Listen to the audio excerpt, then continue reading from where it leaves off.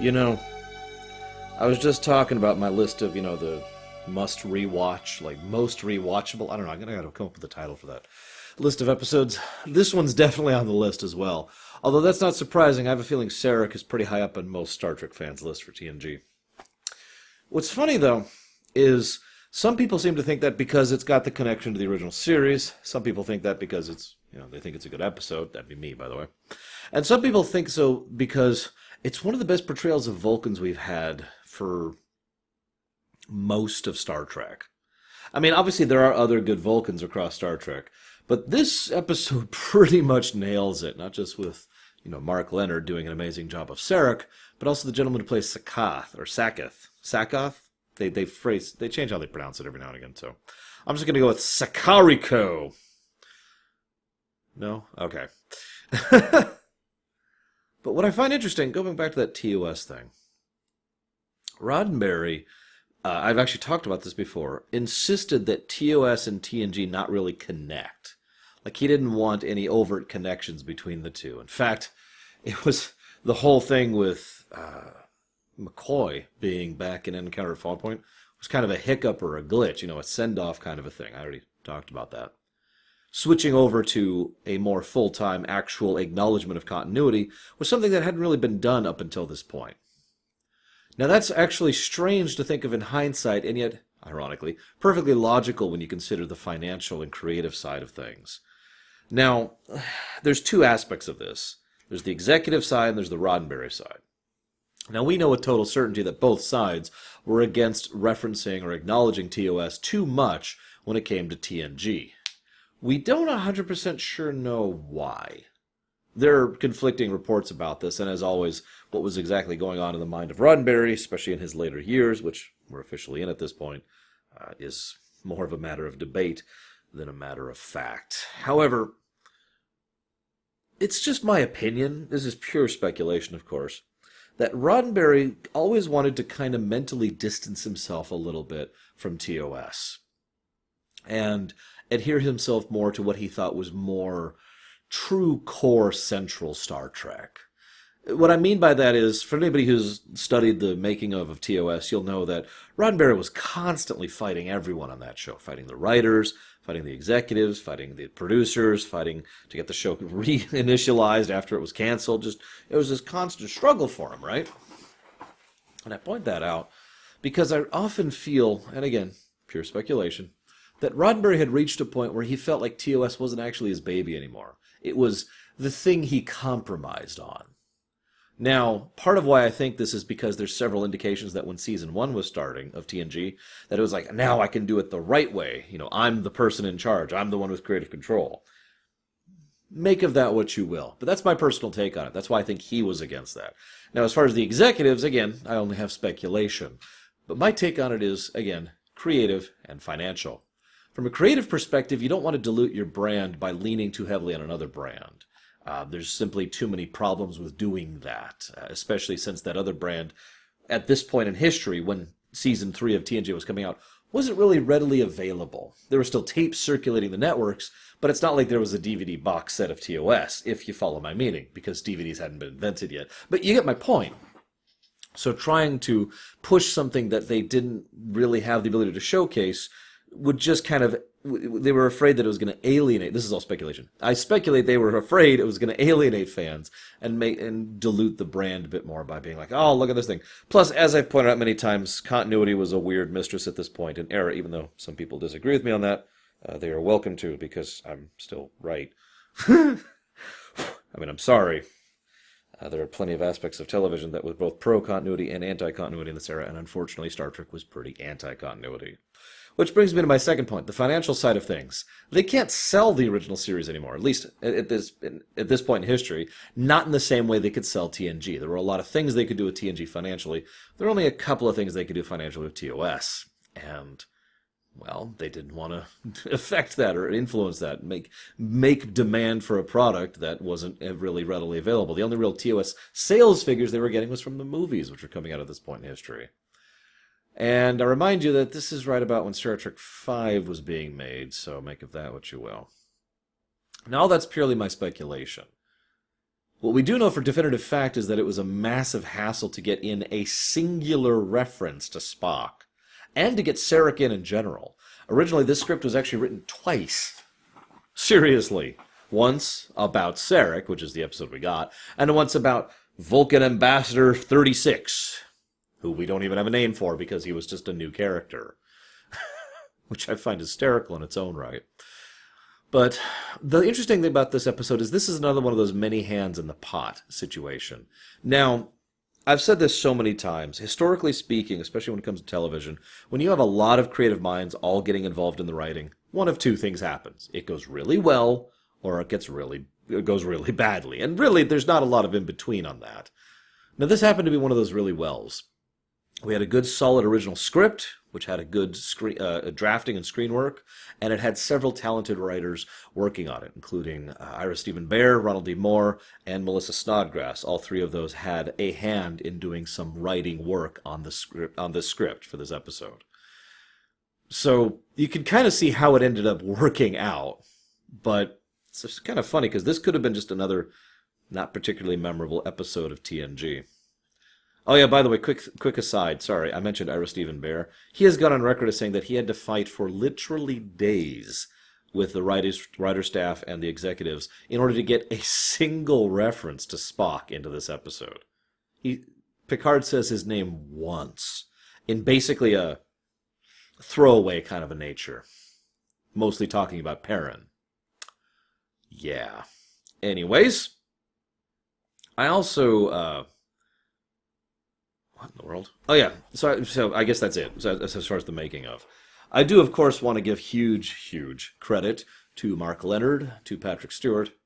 But I also want to acknowledge someone else in this episode. Now, I know this is going to sound like a weird thing to bring out here.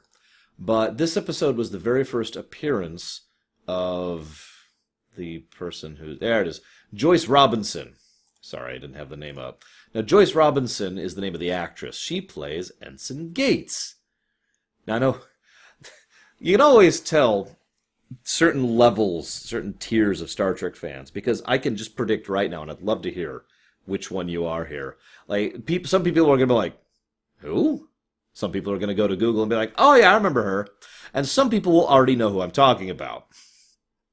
Anson Gates is a massively recurring character. She's in 46 episodes of TNG.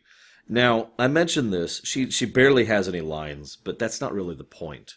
Something that I really enjoy about Babylon 5 is they kept reusing the same actors for the same types of roles, which, well, that's good television as far as I'm concerned.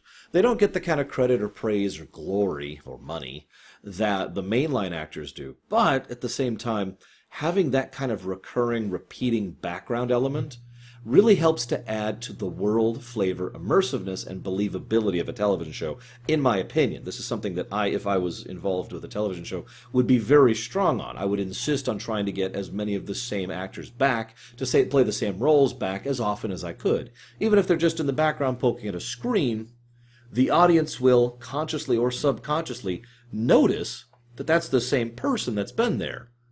I bet a lot of you, if you go look up right now, go to Memory Alpha or just Google, Star Trek TNG Ensign Gates. There's a picture of her right at the top of the screen. I don't have it right now because I'm looking at her episode list. But I bet money that most of you will be like, oh yeah, I recognize her. At least a little bit. Because she was in so many episodes and such a recurring... You see my point, right? It adds flavor. It's another brushstroke. I talk so often about brushstrokes. This is another brushstroke, and I feel like more television needs to do that. Anyways, so, she's awesome. Sarek is interesting in his own right, because Sarek is exactly... they do a good job of showcasing the life of a man who lives a long time in an organization that really isn't all that old. Like, the Federation is a couple of centuries old at this point in history, which, I mean... There are countries in real life that are that young, but there aren't that many of them. You know what I mean? How long has Italy been around, for God's sakes? Just to name one example, right? Greece. So my point being, you can kind of see how it's a unique circumstance. It's one of the things we can do with fiction when we have a long-lived species or a long-lived member of a long-lived species who has been involved in so many aspects of this. More or less literally, Sarek has been one of the crafting elements, one of the master builders of the Federation, of the entire Federation. And there's something kind of awesome about that. I also like the idea that he's been working with the Ligarans for the last, I think it's 93 years, off and on. Just, I can't imagine that he's been devoting all his time to this because I understand how long 93 years is. But also, I do like the idea that this has been an ongoing project for him, that he's been slowly, he'll contact them and there's a pause of months or weeks, and then finally, oh, maybe we can do this thing. And, and then there's another few days of devoting his life to this until he goes back to his other duties, that kind of a thing. I like that idea that this has been something that's been, I don't want to call it a pet project, but more like something that really matters to Sarek personally. Which brings me to probably the only flaw I have in the episode. The Ligarans are never explained why they matter. I know that sounds so horrible to say, but everyone looks at this as if it's some horrible loss if they have to postpone this. And they never really explain why, other than the Ligarans are picky. That's all they say. There's actually a line Picard says, almost an offhand line, that the value of a treaty with the Ligarans would be incalculable. Why? Now, again, there's plenty of reasons why this could be true. But those reasons are never even hinted at, never mind discussed or analyzed. And I just found myself thinking that it felt weird. I get that it's not the focus of the episode. I do get that. Because really, let's be honest, the Ligarans don't matter. Sarek matters. The reason everyone cares so much about this mission is not the fact that the Ligarans matter to the Federation, it's that they matter to Sarek. Having said that, if I was to rewrite this episode, I would have adjusted the dialogue between Picard and Riker at the beginning, and make it more clear that the Ligarans are just another race, a very obstinate race, a very xenophobic race that's been a pet project of one of our most venerated and honored, respected heroes of the Federation ever. And therefore, nobody really cares about the Ligarans actually entering the Federation because of the Ligarans. They care about it for Sarek. Make sense? That's how I would have done that. I want to give extra special praise to Mark Leonard. I'll be giving even more praise to him later. The man's awesome. But he has a lot of excellent facial acting. He's probably the go-to definitive Vulcan as far as actor goes. But the way he holds himself is very reserved and calm, but he also does something interesting in that his face is mostly motionless, but as a consequence, every time he moves his facial structure at all, it's more noticeable. It's hard to explain, but I'm sure a lot of you know what I'm talking about. My face is all over the place all the time because I'm a very expressive person, but he's kind of the inverse of that. He is very expressive with very little. For Sarek, the way he just raises a single eyebrow, given the fact that normally his face is basically just a stone wall, that one eyebrow raise actually means a lot more because of the way he does it. So he's very good at it. Like I said, Mark Leonard absolutely nails it. I also like the idea. Picard flat out mentions how much he was gobstopped to meet Sarek back in the day when he was a lieutenant. And I like that because it makes perfect sense, doesn't it? I mean, this is not, again, I hate to repeat myself, this is a hero of the Federation who, in addendum to that, is someone who obviously Picard himself has a great deal of respect and admiration for. And unlike some heroes in real life and in fiction, basically all of this is earned, right? I like that idea and how much Picard obviously wanted to chat with him, talk with him, share with him. I understand that personally. Once in my life, I met a gentleman, Scott Kurtz. He's the guy behind PvP Online, if you're aware of that. And I had the great joy of actually being able to meet that gentleman. Now, he's not exactly at the same level of Sarek of Vulcan, but there was still something really awesome about meeting someone who you look up to, who was influential in your life in a relatively minor but nevertheless significant way. And being able to just say thank you. Like, I couldn't bring myself to say anything. I couldn't bring myself to talk about anything because I was just like, I don't want to waste his time. Lord knows I know just how much of an insignificant speck I am on the internet. But I got to shake his hand, and that was satisfying. So I kind of understand that desire to be able to meet someone, talk with them, interact with them, you know? Do you know how much I would give to be able to just sit down and chat with Nobuo Uematsu, for example. To be able to say, wow, you have had such an influence on my life. Your musical passion is so powerful and so awesome. And just to chat with him. I lick his boots a little. Then get on with actually discussing. You know what I mean, right? I imagine a lot of you understand what I mean by this. So if I lived in Star Trek, I guarantee you, depending on the era that I got beamed to, I would want to go meet Sarek. That would be a treat. So then they have the crisis of the week. Now this is actually funny, because it's actually probably one of the better constructed crises of the week across TNG. Because it's not, really. Again, the crew isn't really in danger of tearing each other apart. It's just bursts of anger. And anyone will tell you a burst of anger is a dangerous thing, but ultimately a short-term thing. Everyone involved, basically, as soon as they were pulled out of it, were pulled out of it, just like real-life anger bursts happen.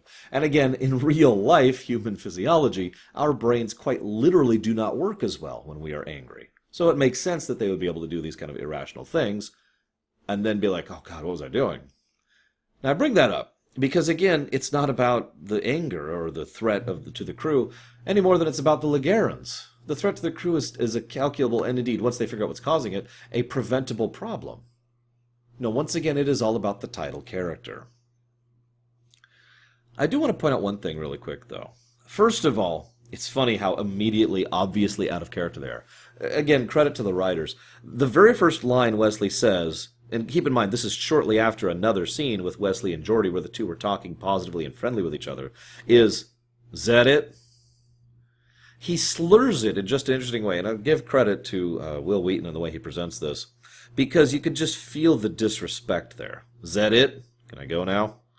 And then they start escalating into far more obvious argumentative anger. Even Riker has to basically slam down on both of them. But one of the most interesting things I find personally is that so much of the emotion is anger. That all of the emotional bleed-off that all the crew members are feeling is anger. Resentment, bitterness, frustration, rage, fury. I should clarify the way I use those words. Rage is unfocused and fury is focused. You're furious at a target and your rage at everything or nothing. Anyways, and that makes so much sense, doesn't it? Think about all the things that have pissed you off in your life. The grudges you still hold, the things that you never really got to deal with. Now, picture that over the lifetime of 2 centuries, right? I mean, you can kind of understand how that would build up over time. It's probably one of the better examples of a long-lived species and showing the consequences of that long life. Strangely enough, Star Trek does that pretty well here. I like that. So there's a lot of subtle little tidbits in the episode, which is funny given how overt the episode is, where, Ensign Demoto's on report for insubordination and that whole "is that it" thing I just mentioned. There's also the single tear during the concert. A lot of little subtle moments, which is funny because later on there's a brawl, a full-on brawl where they break the tables and everything in 10 Forward. I like the build-up. It's a nice touch, and if you're paying attention, you notice the things quite often. There's a lot of good stuff about the Vulcan interaction. Perrin herself flat out says, some people think Vulcans are cold, but they're not. They are logical. And I have to admit, that's something I would love to tell just about any Vulcan actor going forward. Because in my opinion, most actors and actresses who play Vulcans across all of Star Trek portray them as either cold or boring. It is a legitimately difficult thing, excuse me, to portray a Vulcan. I'm not saying it isn't. I'm just saying that it's the kind of thing that should be done very precisely. As a director or a mainliner or a writer, I would be very particular about who I would get to play as Vulcans because of that exact reason. Funnily enough, this was even brought up over in Voyager in the episode Muse, if you remember. Because remember, and so many people forget this, Vulcans have feelings, very powerful feelings, very, very powerful emotions. We see bits of that in this very episode. But a Vulcan is not emotionless. A Vulcan is controlled. A Vulcan is someone who uses him or herself very precisely, as a precise tool, with the basis of logical thought as the method by which they proceed forward in their life. Now, I point that out because logic itself, oftentimes some writers like to say logic is a thing, but logic is not a thing. being logical is a thing, but there's no such concept as logic. Logic is not a tangible, fully defined thing. Logical thinking is the process by which you take inputs and outputs, and you process information and try to deduce the most likely outcome, and then the most likely beneficial outcome, based on the evidence at hand. That's logical thinking. But that's not logic. There's no defined logic, right? There is being logical. But of course, even being logical is something that can break. DS9 showed that pretty well, actually, in my opinion, in Season 7, but we'll get there much, much later. So we see a lot of this in this episode, and probably one of my favorite examples is during the concert. I want you to picture something for a moment. Hear me out. How many of you have a song, just has to be one, you might have several, that is significant to you for some reason? Maybe it's played at significant parts in your life. Maybe you have deliberately played it at certain parts in your life. And as a consequence, you have an attachment of memories to this specific music. Sarek is gone on record multiple times at saying that he is a big fan of Mozart and this particular portrayal in general. Also, just as a quick aside, even though Data is only in this episode very briefly, he absolutely nails his interaction with the Vulcans. And so Data says, which presentation would you like? This presentation. Okay. I want you to picture how many times in his life Sarek has heard that music. How many emotions he was suppressing and feeling while he was listening to that music. How many times in his life he is being reminded of as that song is playing. Just picture that for a minute. That tear says all of that and more. And it's wonderfully understated. Which is funny because it's incredibly overt at the same time. The episode makes it really, really clear as Troy's like, huh? And Picard's like, huh? And the Sakath is like, huh? And then they're all like, okay, we gotta leave. And yet at the same time, at the center of all of this attention, and this really good music, is Mark Leonard, who is a rock. He's cut from stone. But then he turns to his wife, and there's just this moment, and I swear this might be me reading too much into it, but the camera's really zoomed in on his face. I think I actually saw this. There's this moment of, like, confusion, uncertainty. What's happening? She reaches up, brushes away the tear, takes his hand, and they lead them out. Just because this shouldn't be happening. Right? Very nice stuff. Very nice stuff. So then Crusher slaps Wesley. And this is the first moment where they finally start escalating to the something's wrong. I know I've complained about this before. I just want to mention this really quickly, how funny it is to me, how people can act completely out of character in Star Trek. And sometimes they don't notice at all. At least they notice in this episode. But it always takes a while to be like, I mean, Sarek himself flat out says, you realize that there's a history of unknown phenomena in these kind of situations. And Picard's like, yeah. Yeah. Speaking as someone who was possessed by an alien once and then beamed out into an energy cloud. Yeah, I'm aware of that. Anyways. So then we get to the 10 forward brawl. I don't have much to add to that one other than how amusing it is. I'll never forget the shot of Michael Dorn just kind of rocking back and forth. His arms are way further out, of course, but he's just holding these two people like, rawr, rawr. And I just pictured the director being like, okay, so Worf here, Dorn here, is going to be grabbing you and holding you, and you're supposed to be basically trying to struggle to get away, but don't tear the uniform. Those things are expensive. Okay. The brilliance of the writing here is actually very well done because it touches on something that is extremely human in a very science fiction way. One of the things I like best is when science fiction uses science fiction in its writing. I know that sounds like such a strange thing, but what I mean by that is this kind of situation couldn't really exist in real life if this was a mundane story, in other words. But having these projected thoughts is something that can happen here. But more to the point, having a Vulcan is something we can have in science fiction. If this was a human being, if Sarek was a human being, and somehow telepathic, let's just move past it. It doesn't even have to be telepathic, really. That's really only the vehicle by which they find out what's wrong. Because as I said, it's all about Sarek. So if this was just a human ambassador, this would still be powerful. This would still be emotional, human, and tragic. All of that would still be the same. Because we in real life have these kind of problems as human beings. We're kind of working on that in real life right now. But even right now, My great-grandmother had Alzheimer's. And I remember her not remembering me. Keeping in mind, I had a strong relationship with her. She and I were quite close. She taught me how to play the piano.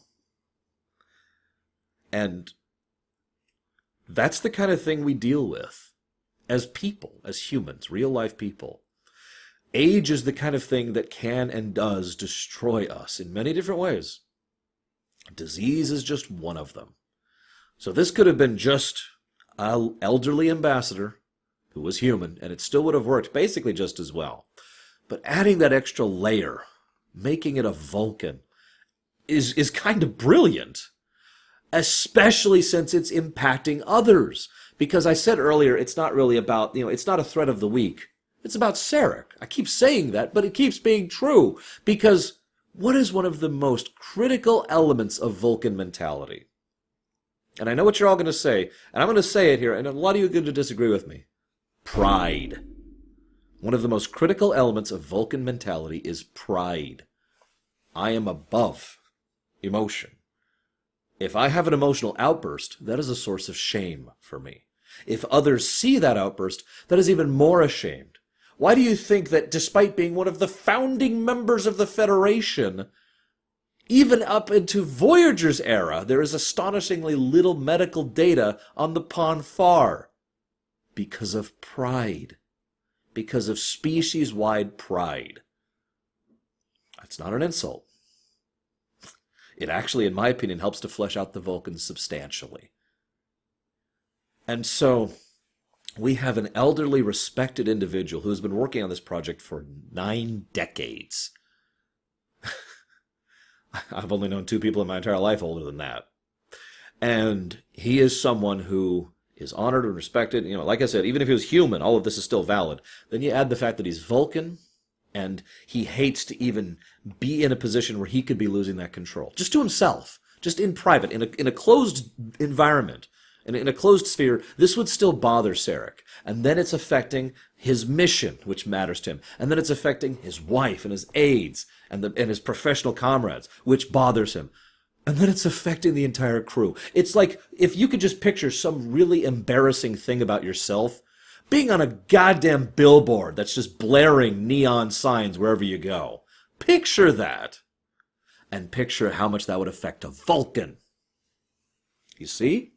And therein you feel the real power of this episode. The severity and extent of the shame of it. Because goddamn, of course this bothers Sarek. It bothers everyone around him. Perrin has a line later where she says that, we didn't deliberately deceive you. We just allowed ourselves to believe it wasn't an issue. And I don't buy that. I believe that they fully knew and fully deceived, but not out of ill intent, because they knew Sarek. And they knew, just like I know, just like you know, how much this would bother him. It's easy to understand. It's a very human thing to understand, trying to keep this kind of a difficult, unpleasant truth from someone you respect, care about, and, let's be honest, love. Even Sakath. Sakath? God damn it. It says Sakath. I have my writing. I always write little spoilers or cheat sheet for pronunciation to make sure I say it right. Even Sakath is not immune to this. Why would he be? He has emotions too. He certainly has pride. But what I like most about Sakath, and I want to talk about him again very quickly, is that Picard goes to Perrin, tries to talk her into the situation. She stonewalls. So he immediately calls on Data, and he just sicks Data on him. And it's funny. It's a great scene. It's so short. But again, Data reacts with the Vulcans perfectly. Because Data doesn't try to coerce him. Not really. Data just presents the facts. This is this. What is your decision? Which is most logical for you, Ambassador? And he just crushes him, logically speaking. He really does. But what I also love, and again, huge credit to the gentleman who played Sakath, he doesn't try to lie. In fact, he doesn't lie at all. He instead looks at a different aspect of the situation and insists that that is more important than the aspect that Data is saying is important. It is basically a form of a misdirect. He does a good job of it. Rocco Sisto is apparently the gentleman who played Sakath. So props, Rocco, even though you'll never hear this. So, oh yeah, I'm sorry. I actually forgot one step. I apologize. I'm doing this kind of out of order because I'm getting a little passionate myself. It's a great episode. What do you want from me? Perrin, Stonewalls. Sakath, logic, tries to logic his way out of the situation. What I find most interesting is the assistant dude, Mendrosen. He flat out threatens Picard's career. He just straight up politicians his way through the situation. I get the strong impression that he is there because the diplomatic corps would be forever embarrassed if one of their best was seen to have such an embarrassing disease.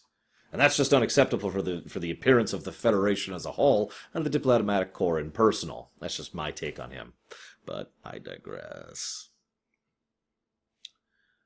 So then Picard has to do something that I've had to do in my life. He has to destroy the pride and dignity of someone he cares about and who has his respect. Not out of malevolence. No, there's no malice here. There's no anger. There's no anything. It's just this is reality. And he has to confront someone with reality. From about the 28-minute mark to the 33-minute and 30-second mark, it's about 5.5 minutes of amazingness. I'm sorry. It's some of the best scenes in Star Trek as far as I'm concerned. Up there in the top 100 easily. Because it's just Patrick Stewart and Mark Lenard acting off of each other. And I've said so many times, some of the best television comes from when you put two talented actors in a room, you point the camera at them. We've seen this over in Babylon 5 as well. How many of the best scenes in Babylon 5 came from Malari and Jakar? There's some other nice subtle touches. I mentioned subtle touches. Do me a favor and watch that scene again. Like I said, 28-minute mark, okay? Early on, Sakath comes in, and he's right behind Sarek. Now, this is brilliant, and definite credit to Les Landau, because I'm pretty sure this feels like his style of directing, and he directed this episode. Sakath is just staring at the back of Sarek's head, just fixated on it, and you can almost see the tension in how taut he is as he's staring at him. And every time Sarek slips a little bit and lets a little bit of anger in his tone, you see Sakath visibly twitch, just physically react to that.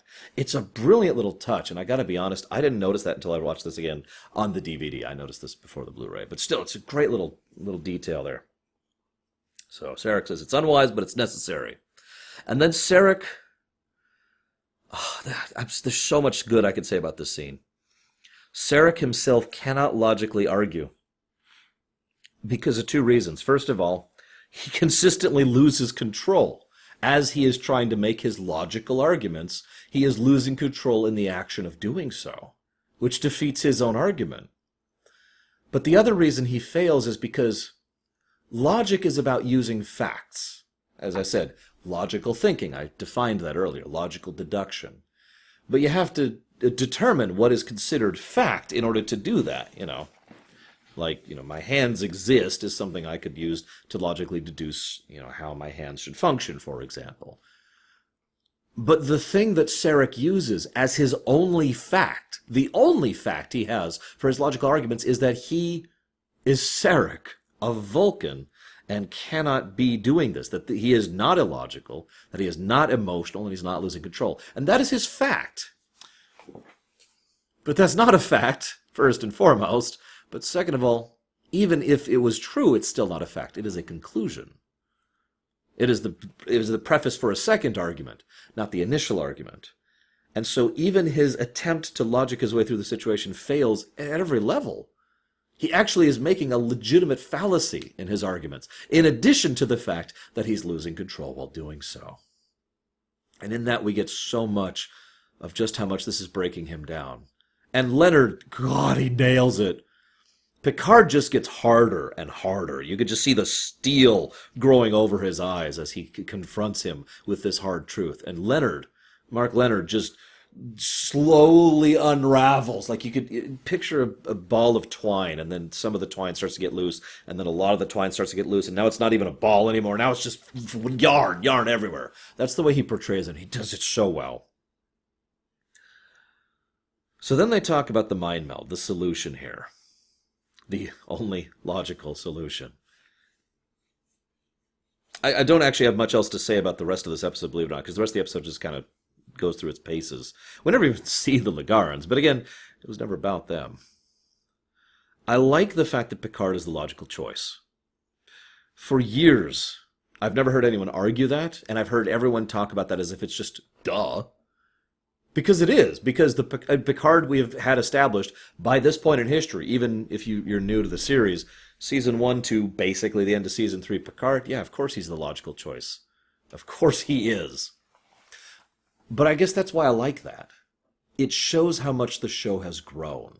That we had reached the point by the end of Season 3 where a character can be posited as the only logical choice for something, and the audience just goes with it.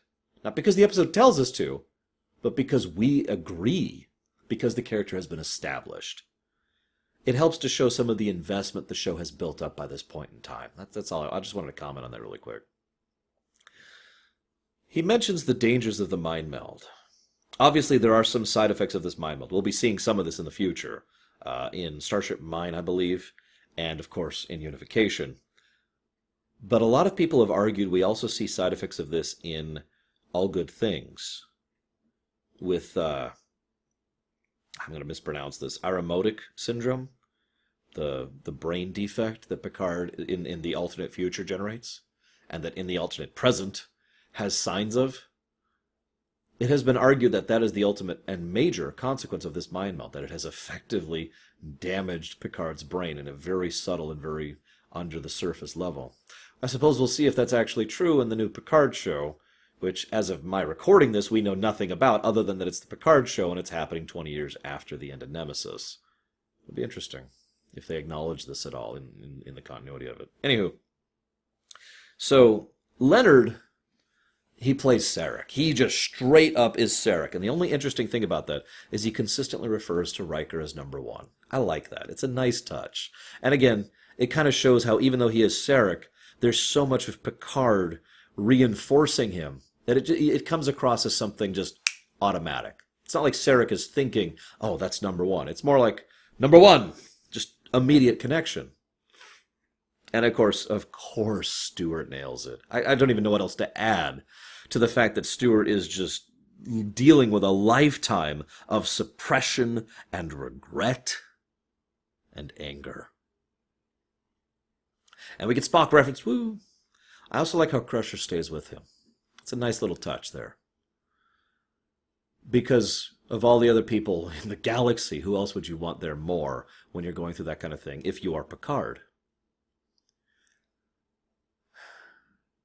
What I also love about that scene is it says a lot about Sarek, overtly, but without being said by Sarek. Just all of that emotion pouring and chugging and burning out through Picard's eyes, through Picard's mouth. It's a great scene. So then, it's successful.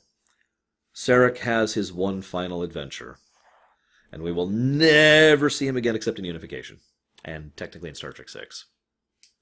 I'll be discussing more of the fallout of this when we get to Unification, because it will be immediately relevant in that. For now, I just leave you with what is basically an excellent episode. I hope you guys have enjoyed, because Lord knows I did. I'll see you next time, guys.